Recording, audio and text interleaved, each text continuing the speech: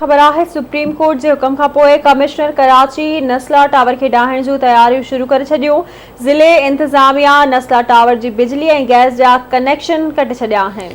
बिल्कुल नाज़रीन, कमिश्नर कराची जो चवणु आहे त नस्ला टावर के 2 ॾींहनि में मुकमिल खाली करे ड्राइण लाइ टेक्निकल मादो तैयार कियो वञे। सुप्रीम कोर्ट के हुक्म ते अमल कंदे 7 ॾींहनि में नस्ला टावर के मुकमिल किराइणो आहे।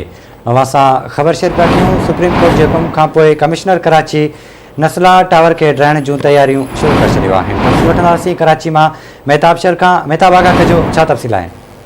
जी बिल्कुल बेशर तव्हांखे ॿुधायो त सुप्रीम कोर्ट जे हुकुम बैदि कमिश्नर कराची नस्ला टावर के ठाहिण जी तैयारियूं शुरू करे छॾियूं आहिनि। नस्ला टावर के 2 ॾींहनि खे जेका मुकमिल करे ठाहिण जी मादो लॻाए करे मुकमिल कयूं था। टावर जेके 2 ॾींहनि में मुकमिल खाली में लगायो वेंदो। कमिश्नर महिरबानी अपडेट करण लाइ।